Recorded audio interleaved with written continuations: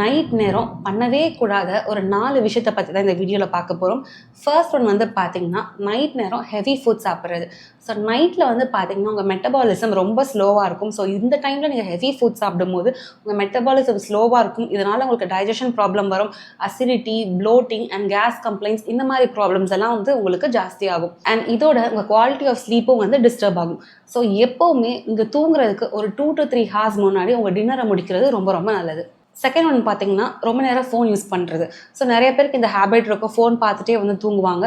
So நீங்கள் இந்த மாதிரி யூஸ் பண்ணும்போது அந்த ஸ்க்ரீனில் இருக்க ப்ளூ லைட் உங்கள் மெலட்டோனின் ஹார்மோனை வந்து சப்ரஸ் பண்ணும். ஸோ இந்த மெலட்டோனின் ஹார்மோன் தான் வந்து பார்த்தீங்கன்னா ஸ்லீப் வேக் சைக்கிள், அதாவது சர்க்கடியன் வந்து ரெகுலேட் பண்ணும். ஸோ இது அஃபெக்ட் ஆகும்போது உங்கள் ஸ்லீப் வந்து டிஸ்டர்ப் ஆகும். இதனால் உங்களுக்கு ப்ராப்பர் ஸ்லீப் இருக்காது, ஐ ஸ்ட்ரெயின் இந்த மாதிரி கண்டிஷன்ஸ் வந்து உங்களுக்கு வரலாம். தேர்ட் ஒன் வந்து பார்த்தீங்கன்னா, நைட் நேரத்தில் காஃபி குடிக்கிறது. ஸோ நீங்கள் தூங்குறதுக்கு முன்னாடி காஃபி குடிக்கும் போது உங்கள் காஃபியில் இருக்க கெஃபைன் வந்து உங்கள் பிரெயின் வந்து ரொம்ப ஆக்டிவாக வச்சுக்கும். ஸோ இதனால உங்கள் குவாலிட்டி ஆஃப் ஸ்லீப் டிஸ்டர்ப் ஆகும், தூக்கம் வரதுக்கு ரொம்ப கஷ்டப்படுவீங்க.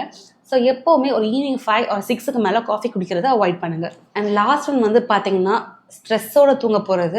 ஸோ நிறைய பேர் அப்படியே ஸ்ட்ரெஸ்டாக இருந்தாங்கன்னா அப்படியே போய் படுத்துருவாங்க. ஸோ அந்த மாதிரி பண்ணாதீங்க. ஸோ இந்த மாதிரி ஸ்ட்ரெஸ்டாக இருக்குது அப்படின்னா தூங்க போகிறதுக்கு முன்னாடி ஒரு டீப் பிரெத் மெடிடேஷன் அந்த மாதிரி பண்ணிட்டு தூங்கும் போது உங்கள் ஸ்லீப் நல்லாயிருக்கும். அண்ட் ஃபியூச்சரில் உங்களுக்கு அந்த இன்சோம்னியா அந்த மாதிரி கண்டிஷன்ஸ் வந்து அவாய்ட் பண்ணலாம்.